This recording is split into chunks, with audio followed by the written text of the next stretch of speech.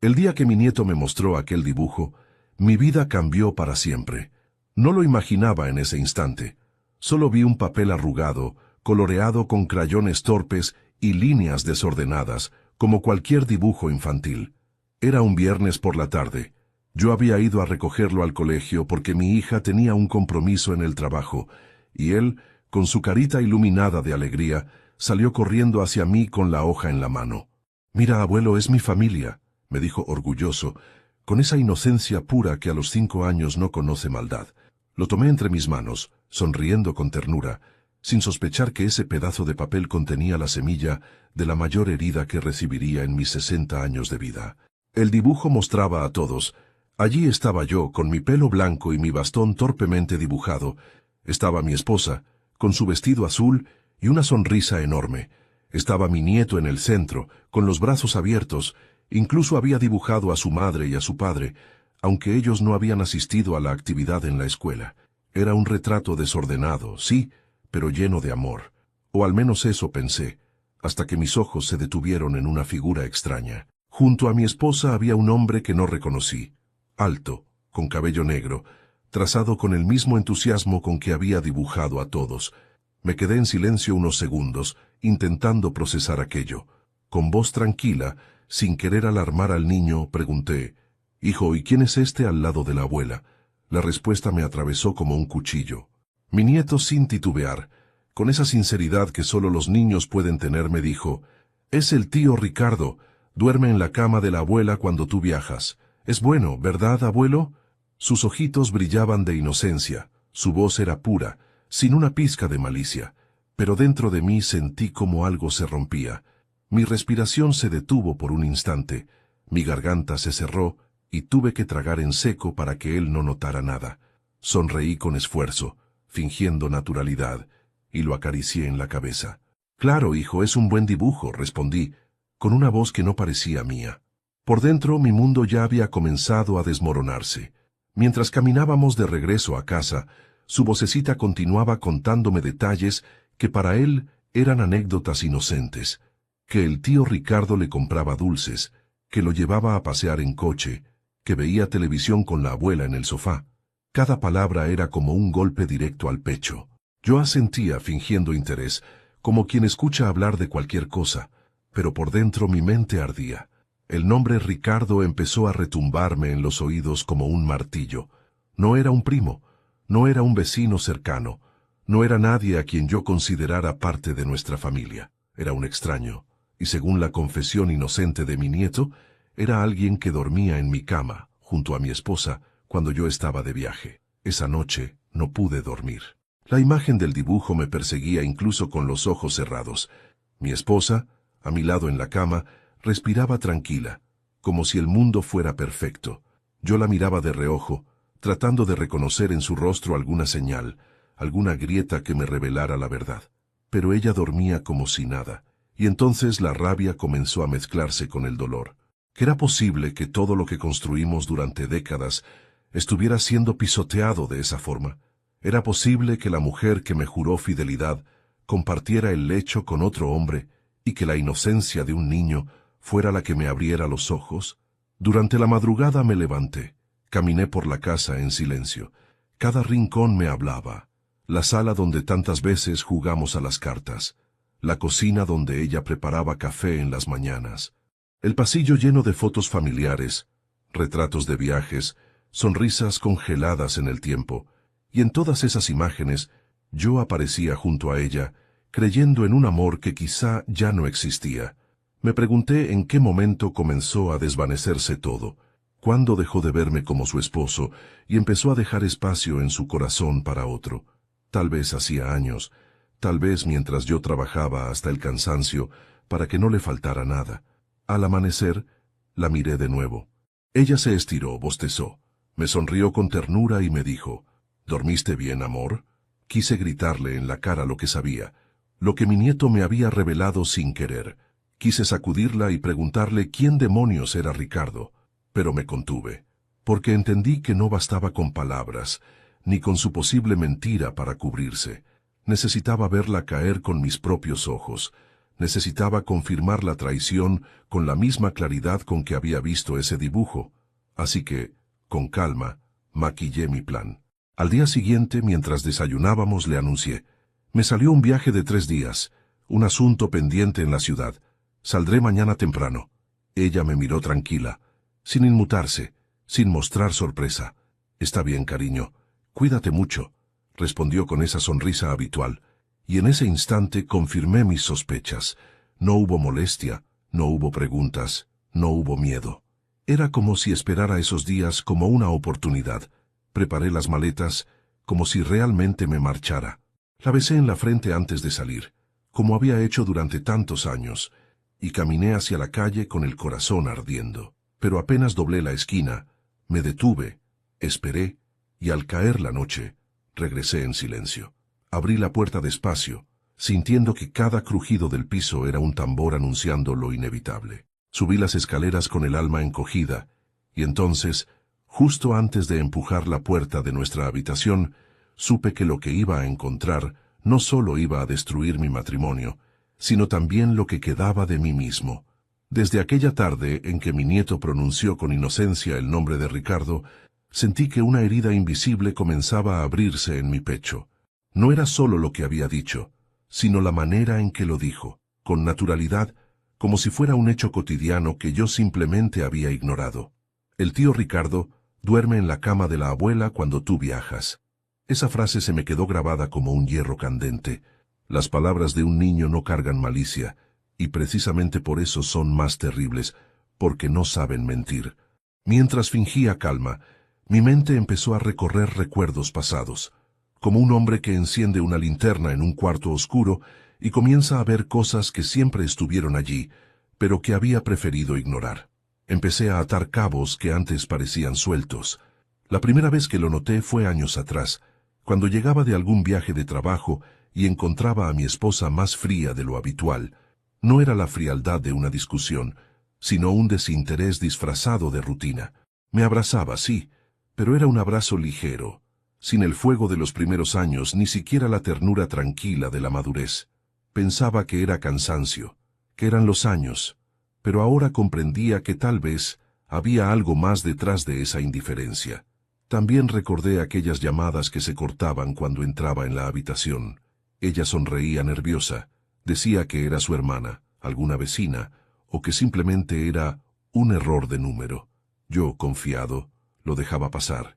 Creí que después de tantos años de matrimonio, la lealtad estaba asegurada, que no había espacio para la duda. Qué equivocado estaba. La confianza que yo le regalé sin condiciones se había convertido en su mejor máscara, y en el fondo, yo siempre lo supe, aunque me negara a aceptarlo. Las noches de insomnio se multiplicaron. Me levantaba en silencio, la observaba dormir y me preguntaba si sus sueños me incluían o si pertenecían a otro.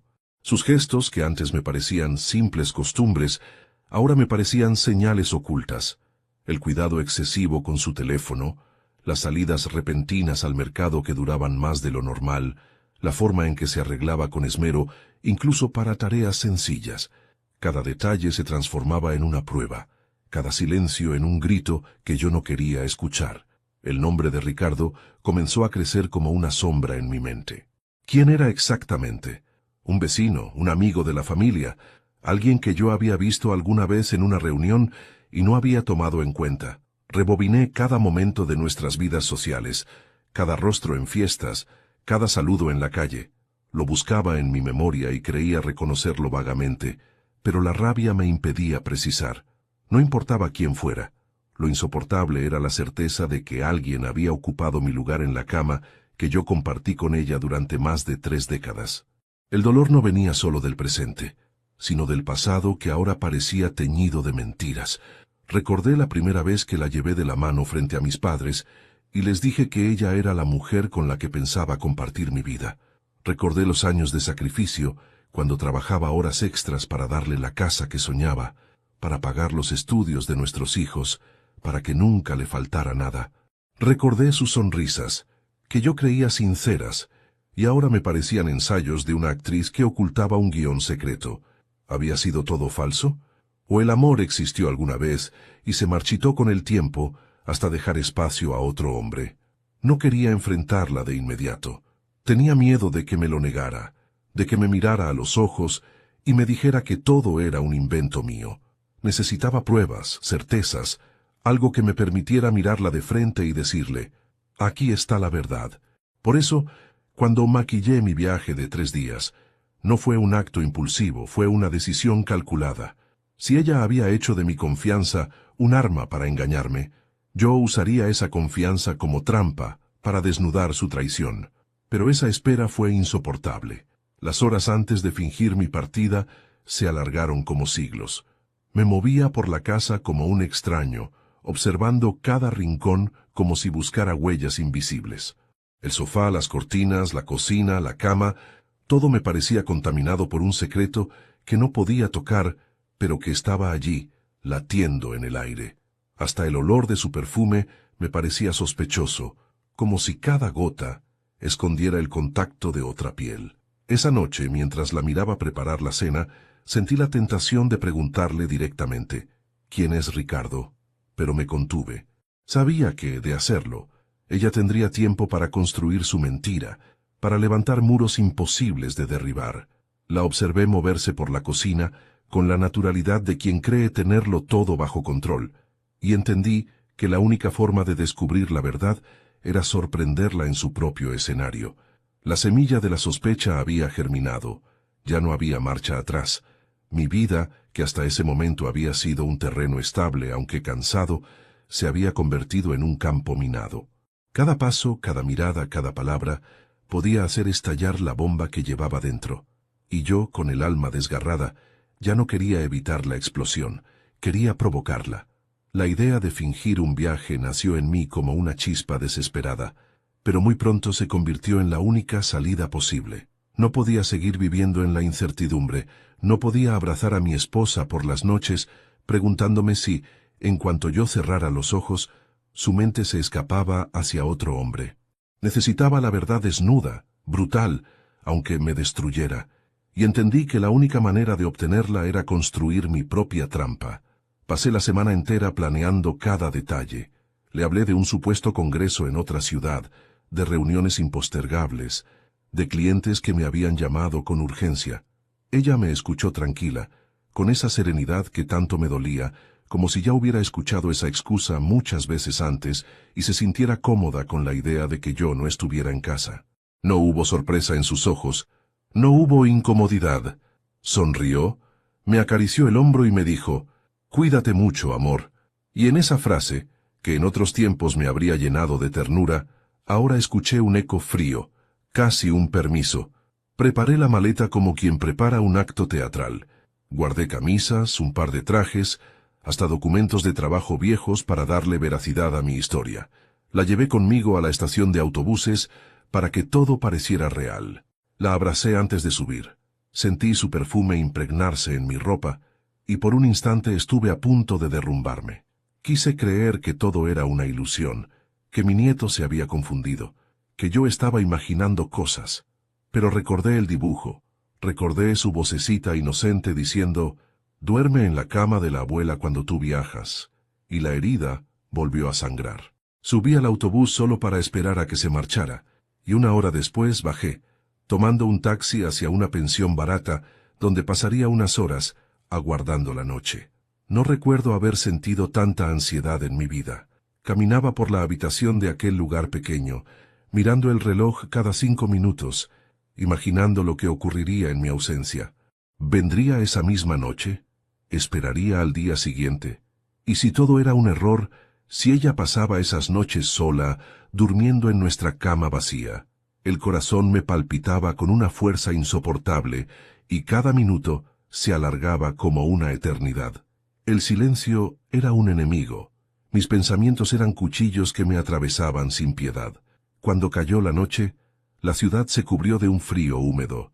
Salí de la pensión con una maleta pequeña que arrastraba como coartada, y pedí al taxi que me dejara a 2 cuadras de mi casa. Caminé despacio, con pasos medidos, sintiendo el peso de mis 60 años en las piernas. La calle estaba en penumbras, las luces de las casas vecinas apagadas. Llegué a mi puerta y la observé durante unos segundos. Era la misma puerta que abrí miles de veces al regresar del trabajo, siempre con ilusión de ver a mi esposa al otro lado. Pero esa noche, esa puerta era un muro que me separaba de una verdad que quizá no podría soportar. Metí la llave en la cerradura con cuidado, girando despacio para no hacer ruido. El corazón me golpeaba el pecho con tanta fuerza que temía que se escuchara en toda la casa. Abrí apenas lo suficiente para deslizarme dentro. El olor familiar de nuestro hogar me golpeó de inmediato. La mezcla de perfume, madera y café que siempre me había parecido acogedora. Pero esa noche, ese aroma tenía algo distinto, algo que me hizo estremecer. Caminé de puntillas por el pasillo, reconociendo cada crujido del suelo, cada sombra en la pared. Subí las escaleras, como quien sube a un cadalso, sabiendo que en la cima me esperaba la sentencia. Cada peldaño era un recuerdo, risas compartidas, noches de amor, peleas superadas, promesas hechas bajo el mismo techo. Todo aquello se condensaba en mis pasos, como si la casa misma me preguntara si estaba preparado para enfrentar lo que iba a ver. Me detuve frente a la puerta de nuestra habitación. El silencio era espeso, pero dentro se escuchaba un murmullo ahogado, un roce de sábanas, un sonido inconfundible que heló mi sangre. Cerré los ojos, apreté la mano contra el pomo y respiré hondo. Tenía miedo, más miedo que nunca, pero también una rabia contenida que me quemaba las entrañas. Empujé la puerta despacio, lo suficiente para que un resquicio de luz escapara y me permitiera ver el interior. Lo que vi en ese instante me desgarró. La silueta de mi esposa estaba allí, y junto a ella, un hombre. No quise entrar de golpe, no grité. Me quedé inmóvil observando con los dientes apretados y los ojos ardiendo. Era como si todo mi mundo se hubiera detenido. Esa mujer, la que juró amarme, la que crió a mis hijos conmigo, la que estuvo a mi lado durante décadas, estaba entregada a otro en la cama que habíamos compartido toda la vida. Cerré la puerta en silencio, retrocedí un paso, y sentí que la rabia, en lugar de estallar, se convertía en hielo. Ya no necesitaba confirmación, ya no quedaban dudas.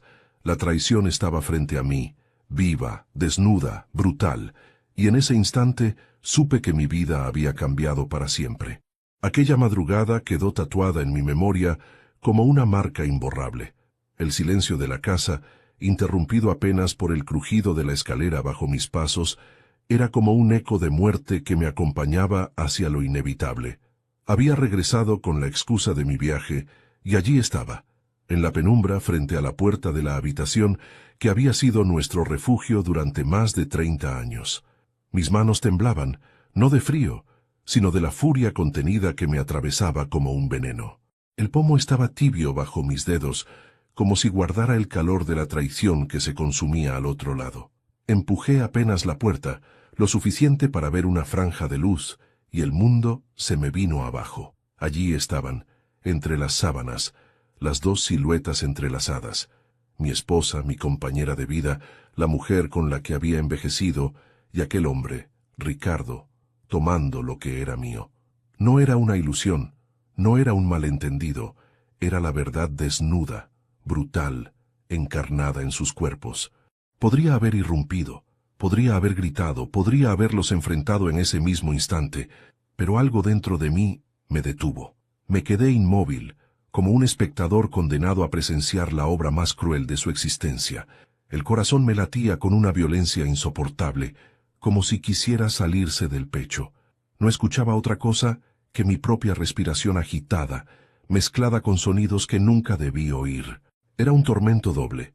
Por un lado, el dolor de ver a la mujer que amaba entregándose a otro, y por otro, la certeza de que el inocente dibujo de mi nieto había sido la llave que abrió la caja de Pandora de mi vida.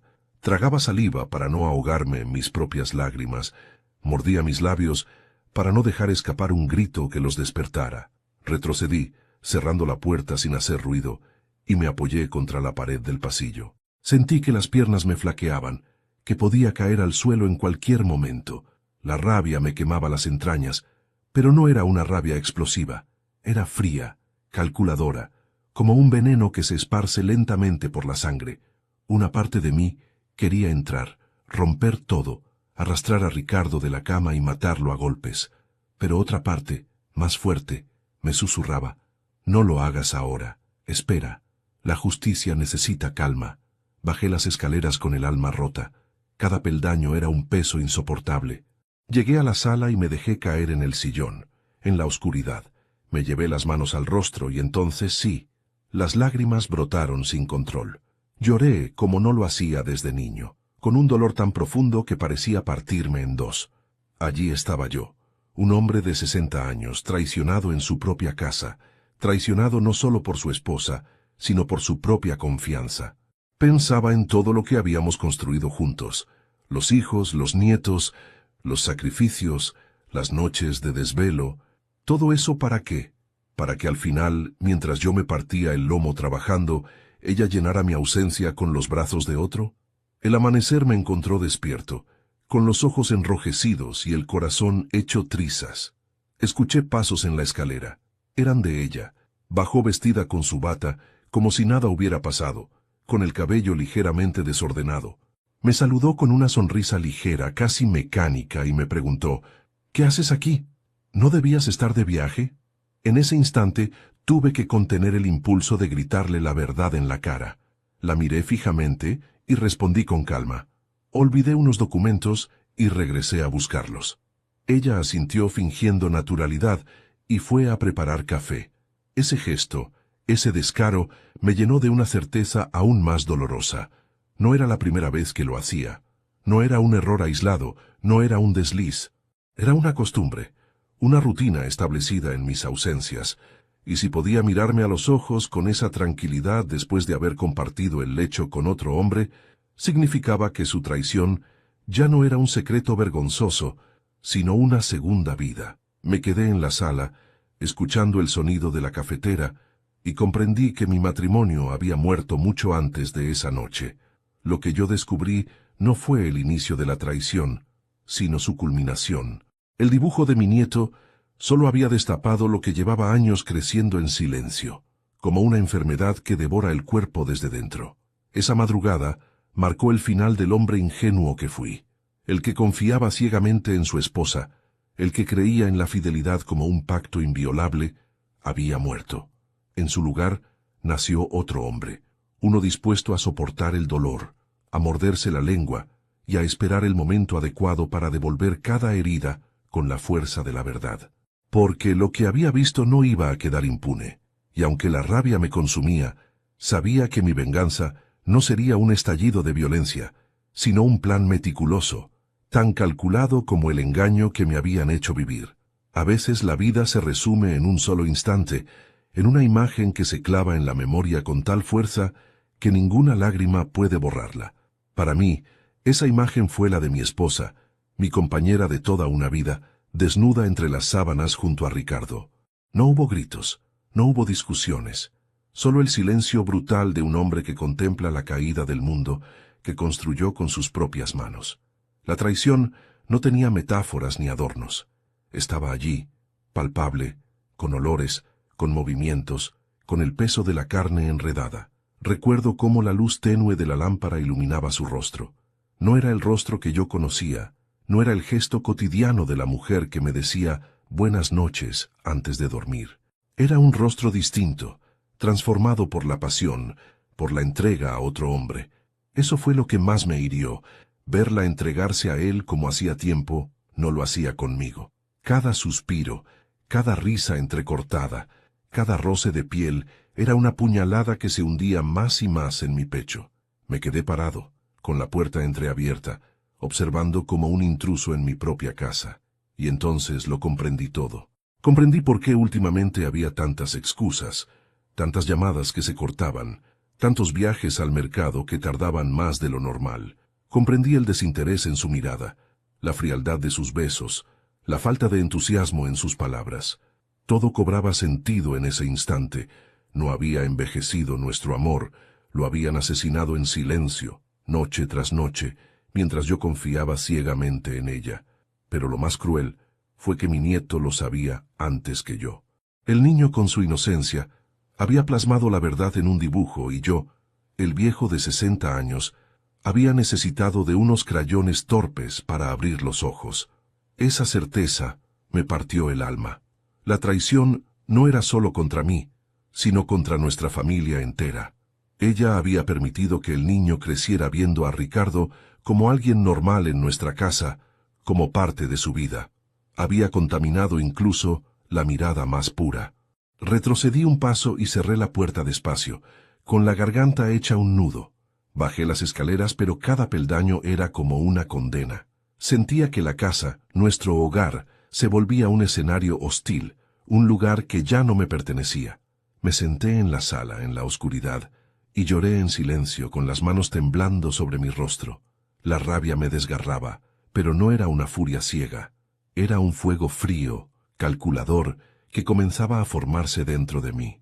Pensé en todo lo que habíamos compartido, los viajes, las risas, los hijos, las promesas, y al recordarlo, todo se teñía de mentira.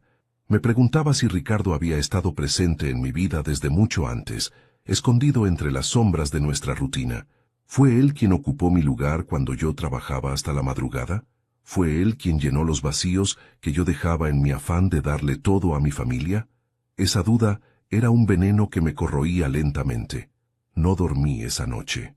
Me quedé sentado con los ojos clavados en la penumbra, mientras en el piso de arriba se consumaba la traición una y otra vez. No quise interrumpir, no quise estallar en violencia, porque comprendí algo importante. El verdadero golpe no debía ser un arrebato de rabia, sino un castigo meticuloso, planeado con la misma paciencia con que ellos habían alimentado su engaño. Cuando escuché pasos bajando la escalera, ya estaba decidido a callar, al menos por ahora. Ella apareció en la cocina con el cabello enredado, con una bata fingiendo naturalidad. Preparó café como si nada hubiera pasado, y al verme allí me preguntó con voz tranquila, «¿Qué haces aquí? ¿No habías viajado?» Sentí que las palabras se me atragantaban en la garganta, pero respondí con frialdad, «Olvidé unos papeles importantes». Ella sonrió levemente, como si no sospechara nada, y siguió con su rutina. Ese fue el momento en que lo confirmé todo. No era un error, no era un desliz, no era un mal momento que podía perdonarse. Era una doble vida que había llevado durante quién sabe cuántos años. Su calma era la señal de que no me temía, de que no pensaba en mí como un obstáculo real, y eso, más que la escena en la cama, fue lo que me destrozó, pero también fue lo que me dio fuerzas. Allí, sentado en la penumbra de mi propia casa, juré que esa traición no quedaría impune. No gritaría, no la golpearía, no haría un escándalo inmediato. No, haría algo mucho peor. La haría sentir la vergüenza, el peso de la verdad, la caída desde el pedestal que había construido con mentiras. Haría que todos supieran lo que yo había visto. Y cuando llegara ese día, no sería yo quien estuviera destruido, sino ella. Tomé una decisión que me sorprendió a mí mismo. No iba a gritar. Podía entrar en la habitación, hacer escándalo, romperlo todo y descargar la furia en golpes y gritos. En cambio me quedé quieto, con la puerta apenas entreabierta, mirando la escena que me confirmaba la traición. No fue cobardía, fue cálculo. Comprendí que si reaccionaba con violencia, solo daría a ella y a Ricardo el pretexto para convertirme en el villano de la historia. Preferí otra ruta, la paciencia fría, la observación meticulosa, la espera hasta tener pruebas que no pudieran ser negadas. Aquella madrugada fue larga. Volví a mi sillón del salón y me envolví en la oscuridad. Cada ruido fuera de la casa parecía un aviso. Cada coche que pasaba aceleraba mi pulso. No fue solo la imagen la que me golpeó. Fue la confirmación de que había vivido años compartiendo mi cama con una mujer que repetía su vida a escondidas. Sentí vergüenza, no por lo que había hecho, sino porque había permitido que mi casa se convirtiera en escenario de una doble vida. Lloré, sí, pero no para sanar. Lloré porque algo en mí se rompía y porque su normalidad me resultaba insoportable. Elegí no hablar con la familia todavía. No quería que los niños se enteraran por comentarios al pasar. No quería que la noticia, servida como chisme, pudriera a los nietos. Además, necesitaba certezas. Un corazón herido imagina 1000 traiciones. Yo no quería actuar sobre suposiciones.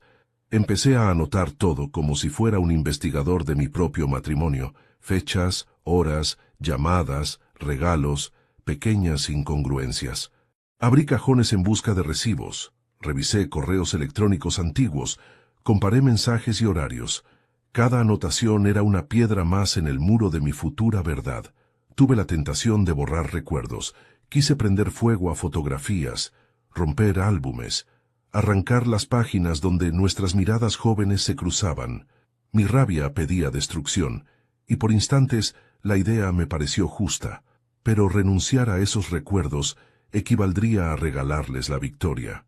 Así que guardé los álbumes con manos que temblaban y continué recolectando pruebas en silencio.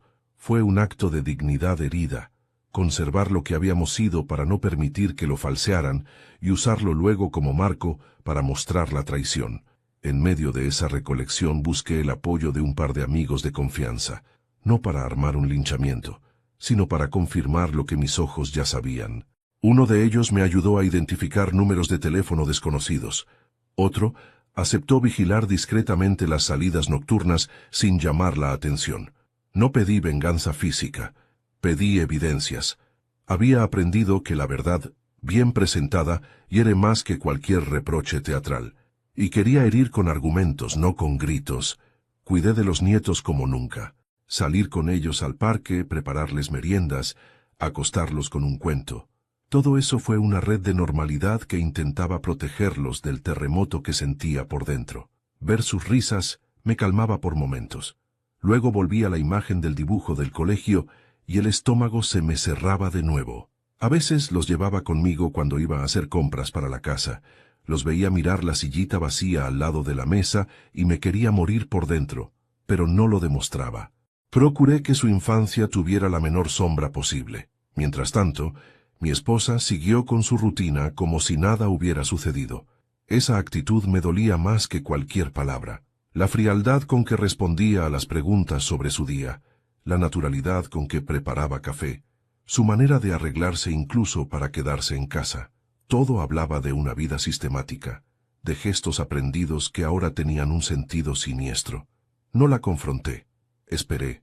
La espera, aunque dolorosa, me servía para acumular lo necesario. Recopilé mensajes y fotografías. Hice copias. Anoté fechas y lugares. Descubrí cenas en restaurantes a horas en las que no me avisó. Recibos de regalos caros que no sabía de dónde venían. Entradas de cine nocturnas con su nombre en la lista. Cada dato era una piedra que colocaba en el muro de la verdad. No elegí la humillación pública sin más. Pretendía armar un relato incontestable que dejara a la vista la traición para quienes debían saberla y actuar en consecuencia. Hubo noches en las que dudé. La soledad golpeaba con fuerza y pensé en renunciar a todo, en volver a la inocencia. Quería creer que la mujer con la que había compartido décadas volvería arrepentida y que todo podría arreglarse con palabras y con terapia. Pero la evidencia se acumulaba y rechazaba esa esperanza.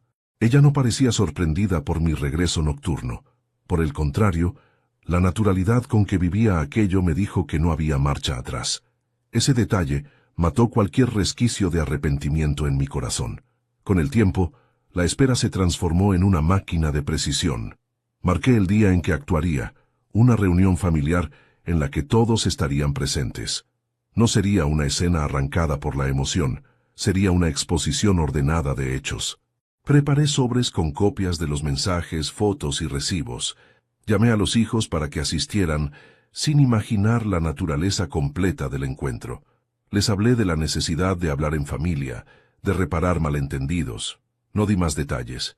Sabía que la bomba debía ser colocada con cuidado para que estallara con el efecto deseado. Si algo aprendí en esos días, fue a modular el dolor. Mantener la compostura era un acto de supervivencia. No quería que mis nietos me vieran roto, ni que la familia me pidiera que guardara silencio por paz familiar. La paz comprada con mentiras no vale. Quería que la verdad quedara a la vista, no por humillar, sino para limpiar el territorio emocional que nos habían envenenado. La dignidad reclama su espacio, y la mía exigía reparación. Y así, armé mi plan con la calma de los hombres que han sabido esperar. No buscaba venganza cruel, buscaba reparación. Quería recuperar la verdad, y poner a cada cual frente a su responsabilidad. Porque después de todo, cuando el engaño se hace costumbre, la única medicina es descubrir la trama que lo sostiene y exponerla sin adornos. Esperaba el día con una mezcla de miedo y alivio. Miedo a lo desconocido, alivio por saber que por fin la verdad tendría voz. La verdad, al final, pesaría más que su silencio. Esa noche, después de confirmar con mis propios ojos lo que nunca debí ver, me quedé vagando por la casa como un fantasma. El dolor era tan grande que me hacía difícil respirar, pero no era un dolor nuevo, sino uno antiguo que por fin había salido a la superficie, y entonces comenzaron a llegar los recuerdos, como un torrente imparable que se mezclaba con la rabia. La memoria me llevó a los años en que conocí a mi esposa, cuando éramos jóvenes, y el mundo parecía abrirse para nosotros. Yo trabajaba largas horas en la fábrica, ella estudiaba todavía, y a pesar de las dificultades siempre nos bastaba con estar juntos. Recuerdo su risa fresca, el brillo de sus ojos, la forma en que me abrazaba como si no hubiera nadie más en el mundo. Volvía a verme a los 20, caminando de la mano con ella por calles de tierra, soñando con una vida mejor. No teníamos nada, salvo la promesa de construirlo todo desde cero. Y lo hicimos. Levantamos una casa, criamos hijos, atravesamos tormentas económicas que habrían tumbado a cualquiera. Cada sacrificio lo hice convencido de que valía la pena, porque ella estaba conmigo. ¿Cuándo comenzó a fracturarse ese pacto silencioso? ¿Cuándo dejó de ser mi compañera para convertirse en una extraña que se compartía con otro? Esos ecos del pasado me atormentaban porque no podía borrarlos. Una parte de mí deseaba odiarla de inmediato, cortar de raíz cualquier recuerdo, pero era imposible. El amor que le tuve, que aún me dolía reconocer, estaba cosido a mi piel. Me revolví a pensar que mientras yo cargaba con doble turno para pagar la universidad de nuestros hijos, ella tal vez se cruzaba con Ricardo en alguna esquina. La idea me golpeaba con la fuerza de una ola. Yo había sacrificado todo por un futuro que ella no dudó en manchar con su infidelidad. Cerraba los ojos y veía escenas concretas, noches de frío en las que compartíamos la misma manta, tardes en que yo llegaba cansado y ella me esperaba con comida caliente, veranos en que ahorrábamos centavo a centavo para llevar a los niños al mar. ¿Todo eso había sido real? ¿O era solo una apariencia, una farsa sostenida con habilidad? El pasado se mezclaba con el presente y se convertía en un cuchillo de doble filo. Recordarla como la mujer que amé solo hacía más insoportable verla como la mujer que me traicionó. Y sin embargo esos recuerdos no eran inútiles, porque también me mostraban la magnitud del engaño. No era una aventura pasajera, no era un error. Era una traición a todo lo que habíamos construido desde la juventud, a los cimientos mismos de nuestra historia. Por eso no podía reaccionar como un hombre impulsivo. Debía hacerlo como un hombre que sabe el peso de cada decisión, que entiende que la venganza no se improvisa, se teje con paciencia, como se tejen las memorias. Al amanecer, me miré al espejo y vi un rostro ajado, cansado, con los ojos enrojecidos. Pero también vi algo nuevo, determinación. Comprendí que el amor que alguna vez me sostuvo, ahora sería mi motor para ajustar cuentas. Los ecos del pasado ya no eran solo nostalgia, eran la prueba de lo que ella había destruido, la medida exacta de su traición. Y yo, aunque dolido, ya no era el hombre ingenuo de ayer. Era un hombre que había visto el infierno en su propia cama y que estaba dispuesto a devolver la herida con la fuerza de toda una vida. Si hubo algo que me sostuvo en medio de la tormenta, fueron mis nietos. Su inocencia, sus risas, su manera de mirarme sin juicios, me recordaban que todavía quedaba algo limpio en un mundo que se me había podrido de golpe, y sin embargo, esa misma inocencia era la que me pesaba más en el corazón, porque cada decisión que yo tomara a partir de ese momento, callar o hablar, perdonar o vengarme, terminaría tocando sus vidas. Ellos no tenían culpa de nada, pero la verdad que yo cargaba en silencio los alcanzaría como una ola. Y esa certeza me dolía más que la traición misma. Cada vez que mi nieto me abrazaba y me llamaba abuelito, yo sentía una mezcla de ternura y angustia. Cómo mirarlo a los ojos, sabiendo que había sido él, sin darse cuenta, quien me abrió las puertas al infierno. El dibujo que llevó a la escuela no fue solo un juego, fue la llave que reveló lo que se escondía en mi casa, y yo no podía decirle nada. No podía cargar a un niño de 5 años con la responsabilidad de haber destapado un secreto tan oscuro. Lo miraba jugar en el suelo, construir castillos de bloques, y me preguntaba qué pasaría si algún día descubría la verdad, que su abuela, la mujer que le horneaba galletas, había traicionado al abuelo que lo adoraba. Ese pensamiento me quemaba, porque el daño no se limitaría a mí ni a ella. Los niños crecerían entre versiones, entre susurros de adultos, entre discusiones disfrazadas. Yo conocía cómo funcionan las familias cuando la verdad explota. Unos se ponen de un lado, otros del otro, y en medio quedan los inocentes. No quería que mis nietos vivieran con la sombra de la vergüenza, y sin embargo, ¿cómo protegerlos sin convertirme en cómplice del silencio? Callar para protegerlos era traicionarme a mí mismo. Hablar para desenmascarar a su abuela era quitarles para siempre la imagen de la mujer que los cuidaba. Esa tensión me partía en dos.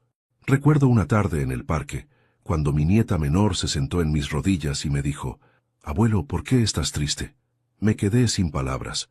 No podía explicarle que el mundo que ella conocía estaba a punto de derrumbarse.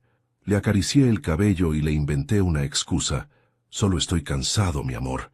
Pero por dentro me preguntaba cuánto tiempo más podría fingir.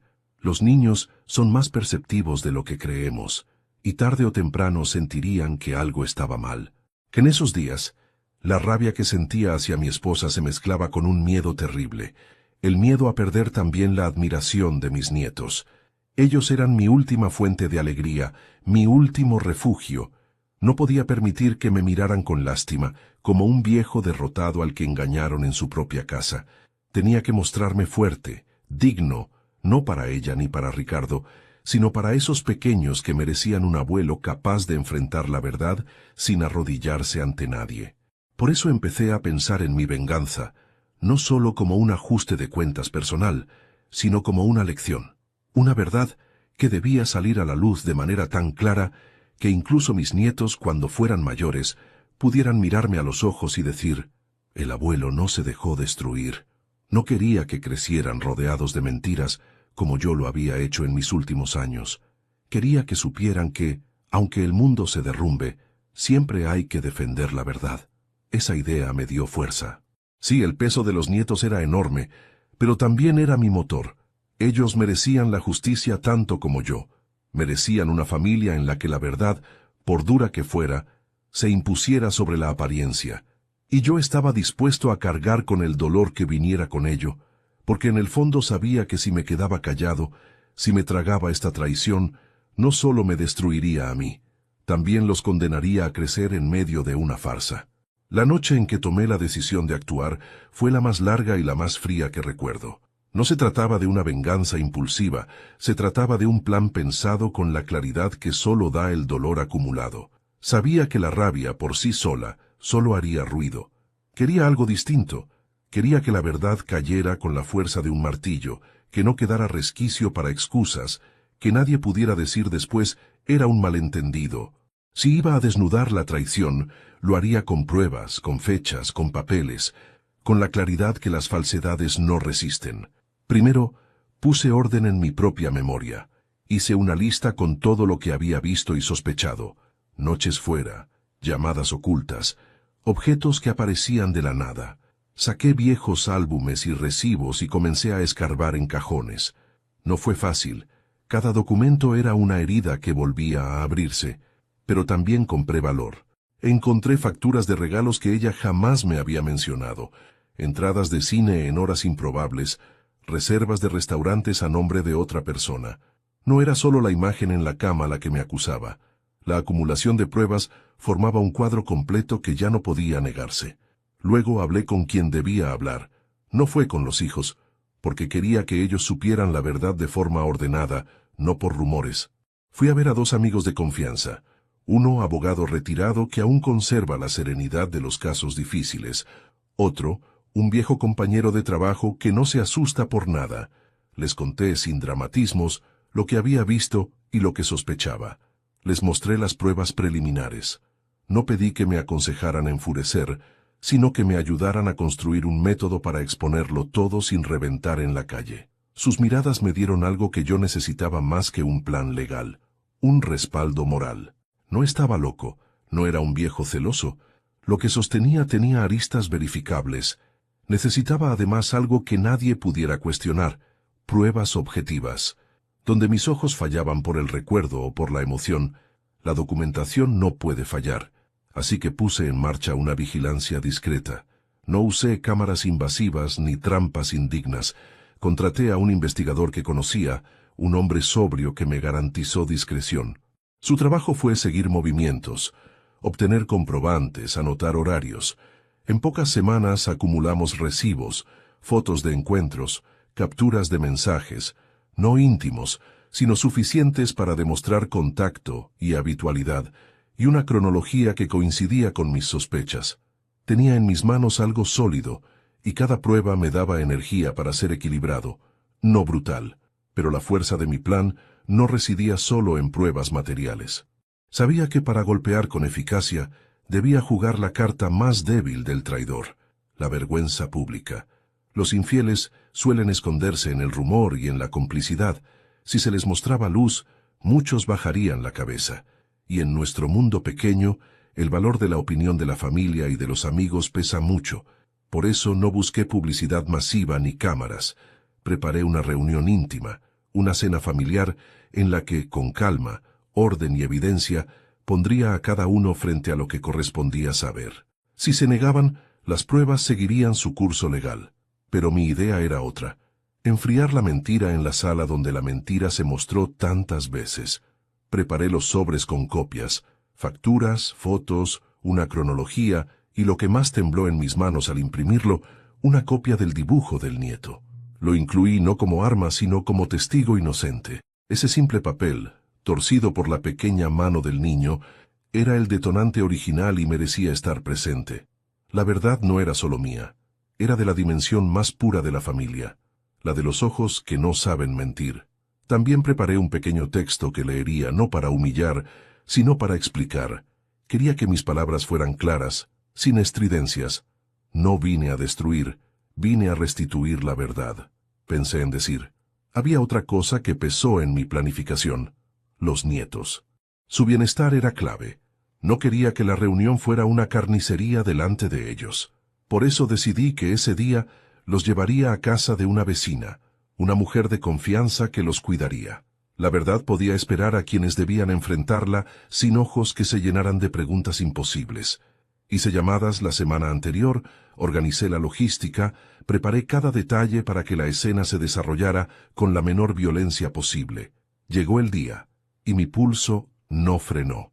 Puse la mesa con calma, con la frialdad de quien monta un escenario con precisión. Llegaron los hijos, los cuñados, personas del círculo que no se esperaban lo que iba a pasar. La casa olía a lo que siempre olía, a pan recién hecho, a café.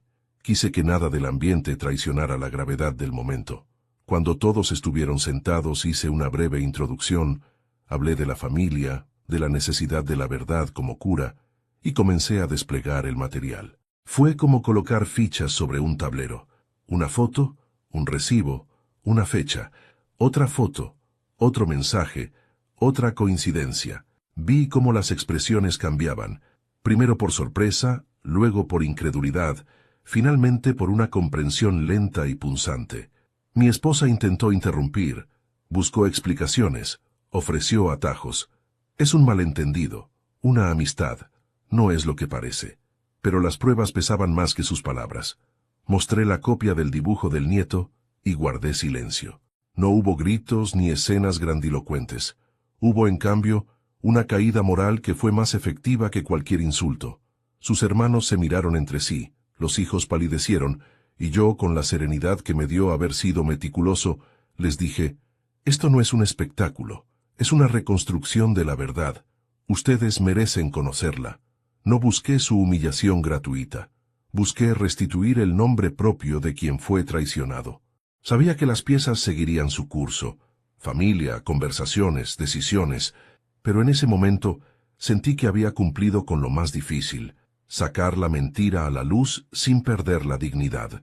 Y en el rostro de mi esposa vi algo que me confirmó lo que ya sabía. La certeza de que había sido descubierta era más devastadora que cualquier reproche que pudiera yo haber pronunciado. El día de la reunión familiar llegó. Me levanté temprano, más por nervios que por costumbre. Preparé la casa como si fuera cualquier otra comida de domingo. La mesa puesta, el mantel limpio, el aroma del café llenando el aire. Nadie sospechaba nada. Ellos creían que sería un encuentro para hablar de los nietos, para compartir historias y fotos.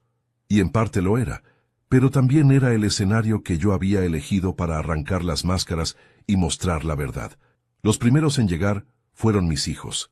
Traían a los nietos corriendo y riendo, y yo los recibí con una sonrisa cansada, aunque por dentro me dolía cada gesto. Los llevé rápidamente a la casa de la vecina, como ya había planeado, porque lo que estaba por ocurrir no era para sus ojos inocentes. Después llegaron cuñados, hermanos, y finalmente ella, mi esposa. Entró con esa calma que tanto me hería, como si nada en el mundo estuviera roto, como si yo no hubiera visto lo que vi aquella madrugada. La saludé con un beso en la mejilla, y creo que por primera vez en décadas no sentí nada, ni amor, ni ternura, ni rabia, solo vacío. Cuando todos estuvieron sentados, me aclaré la garganta. La sala estaba llena de voces, risas y conversaciones cruzadas, pero al escucharme el silencio cayó de golpe. Yo no era un hombre que hablara mucho. Todos sabían que cuando abría la boca era porque tenía algo importante que decir. Respiré hondo, tomé el primer sobre que había preparado y lo puse sobre la mesa. Hoy, comencé con voz firme, no nos reunimos solo para comer. Hoy nos reunimos para hablar de la verdad, y la verdad no siempre es agradable. Las miradas se cruzaron, inquietas. Mi esposa me observaba con un gesto confundido, fingiendo que no entendía. Yo abrí el sobre y saqué el primer documento, la copia del dibujo de mi nieto. Lo levanté en el aire y lo mostré. Este fue el inicio de todo. Mi nieto dibujó a su familia en la escuela. Aquí estoy yo, aquí está su abuela, y aquí está alguien más. Ricardo. La sala se estremeció en un murmullo. Ella palideció, y su mano comenzó a temblar. No les di tiempo de reaccionar. Coloqué sobre la mesa facturas, fotografías, recibos de cenas y hoteles, uno tras otro, como fichas de dominó cayendo. La evidencia era clara, imposible de discutir. Cada papel era un golpe, no contra ella solamente, sino contra la mentira que había contaminado nuestra casa. Durante años, dije, con la voz rota pero firme, creí que compartíamos una vida de sacrificios y de amor. Mientras yo trabajaba hasta el cansancio, mientras cargaba con todo para sostener a esta familia, tú llenabas mis ausencias con otro hombre. Ella intentó interrumpirme. No es lo que parece, dijo, con la voz quebrada, pero yo levanté la mano para callarla. No, no digas nada. No hay explicaciones para lo que yo vi con mis propios ojos. No hay justificación para lo que escuchó un niño inocente. La tensión en la sala era insoportable. Algunos familiares miraban al suelo, otros a mí, otros a ella. Nadie se atrevía a pronunciar palabra. Fue entonces cuando mi hijo mayor se levantó y me preguntó, «¿Es cierto, mamá?» El silencio que siguió a esa pregunta fue un abismo. Mi esposa se quedó helada, incapaz de responder. Y ese silencio fue más devastador que cualquier confesión. Mi hijo se dejó caer en la silla, con el rostro cubierto por las manos, y yo supe que la verdad había hecho su trabajo. Nadie volvería a mirar a su madre de la misma manera. En ese instante sentí algo extraño. No alegría, no alivio. Sentí una calma pesada, como la de una tormenta que por fin descarga después de un calor sofocante. Había esperado este momento durante semanas. Había planeado cada detalle, y ahora que estaba ocurriendo, lo único que me invadía era un cansancio profundo. Miré a cada uno de los presentes y les dije, no traje esta verdad para destruir la familia, sino para que dejemos de vivir en la mentira. Todos merecemos saber quiénes somos y qué vida hemos llevado. Mi esposa rompió en llanto, pero no corrí a consolarla. No esta vez. La vi encogerse sobre sí misma, la máscara cayendo, y comprendí que ese era el verdadero castigo, la vergüenza. Ya no era yo el que estaba humillado, ya no era yo el que debía bajar la cabeza. Era ella, y ese hombre llamado Ricardo, quienes quedaban desnudos ante la mirada de todos. Ese día el enfrentamiento no fue un grito ni una pelea física, fue la exposición ordenada de la verdad, y la verdad, como siempre, pesó más que cualquier palabra. La escena que siguió después de mi exposición fue un derrumbe en cámara lenta. Mi esposa, la mujer que había compartido mi vida durante más de 3 décadas, quedó desarmada frente a la montaña de pruebas que desplegué sobre la mesa. Ya no podía escudarse en sonrisas ni en excusas vagas. Su rostro estaba desencajado, sus manos temblaban mientras intentaba ordenar las palabras que nunca llegaban. El llanto la sacudía, pero no era un llanto de arrepentimiento sincero, era un llanto desesperado, el de alguien sorprendido en medio de la mentira, el de alguien que sabe que la máscara se ha roto para siempre. Al principio trató de justificarse, balbuceó frases sueltas, incoherentes. No entiendes, fue un error, me sentía sola, tú trabajabas demasiado. Cada palabra era una puñalada más, porque en lugar de aceptar la traición, intentaba culparme a mí, al hombre que había entregado su vida por sostener esa casa. Quise reír, pero la rabia me lo impidió. La miré con calma, con un silencio que pesaba más que 1000 reproches, y ella, al ver mi serenidad, se quebró aún más, como si comprendiera que ya no tenía poder sobre mí. Los hijos estaban destrozados. Mi hijo mayor, que había preguntado con el alma rota si era cierto, no soportó escuchar las justificaciones de su madre. Se levantó de la mesa y gritó: «¡Cállate! No nos uses de excusa. Papá estuvo siempre. Nunca nos faltó nada gracias a él». Sus palabras resonaron como un martillazo en la sala.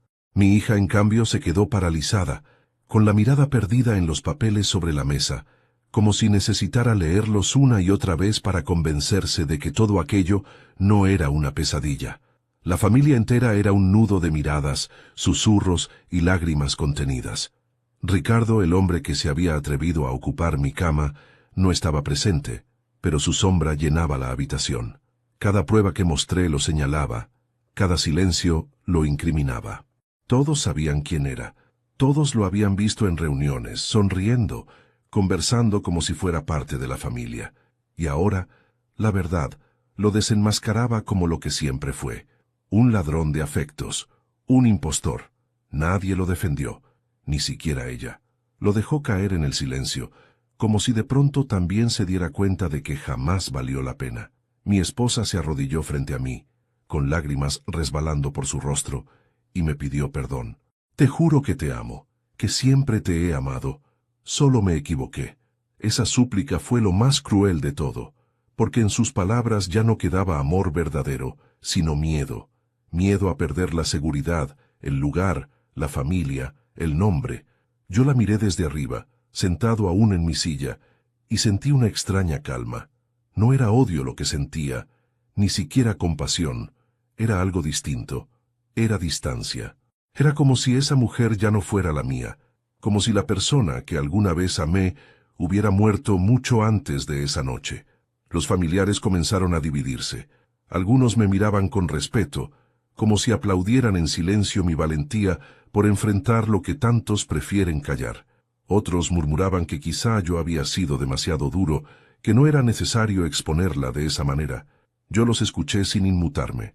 Nadie sabía lo que era vivir con una traición mordiéndote el alma.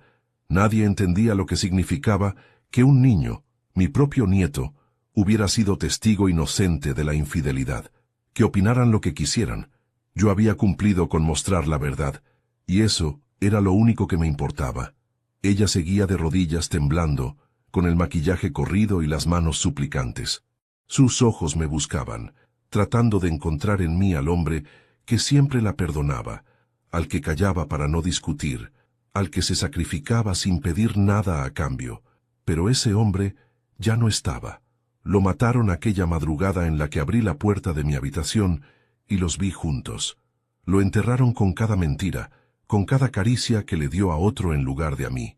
Y el que estaba ahora frente a ella no era un esposo dispuesto a perdonar. Era un hombre dispuesto a cerrar cuentas. Levanté la voz no para gritar, sino para que todos me escucharan con claridad. No me interesa tu perdón, no me interesa tu arrepentimiento.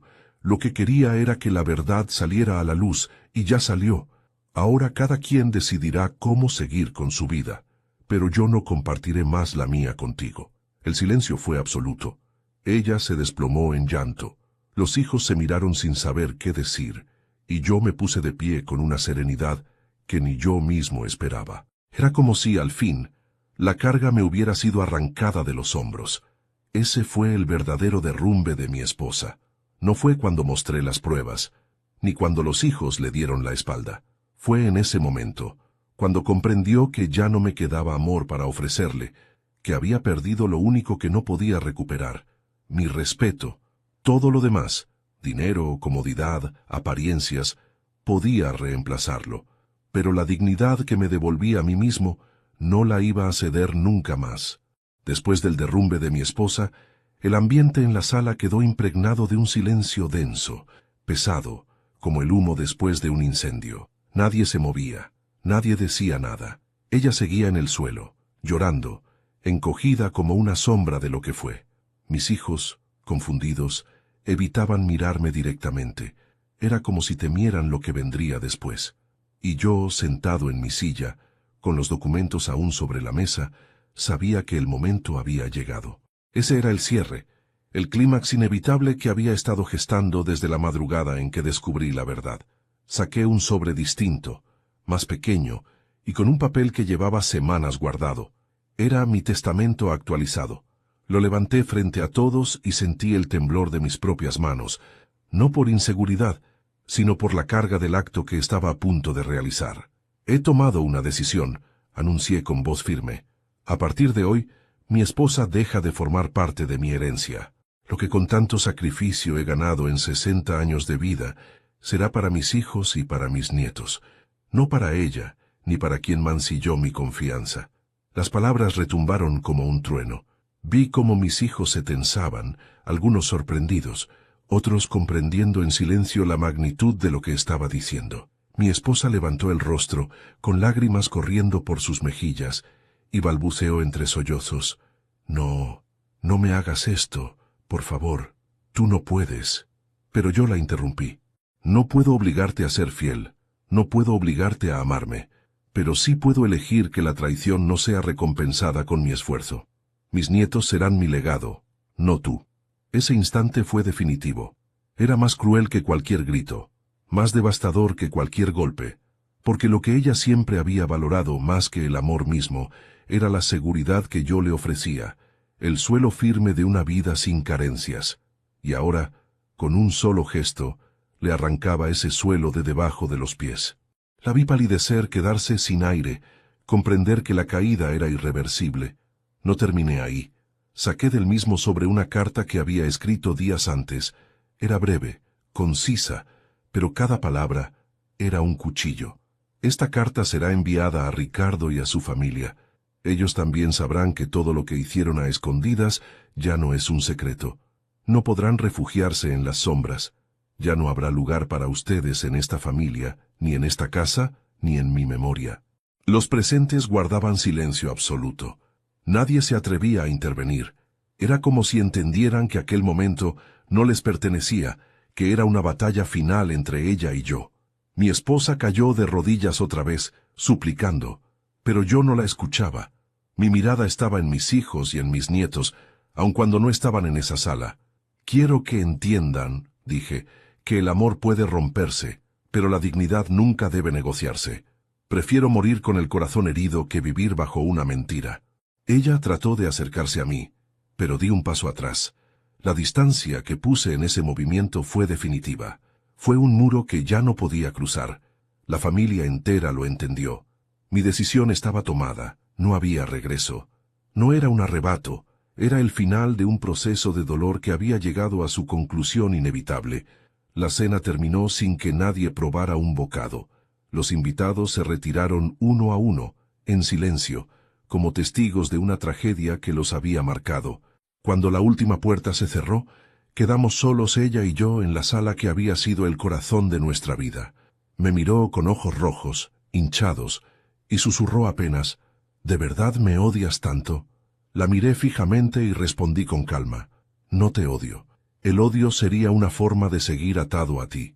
Lo que siento es peor. Ya no eres nada para mí».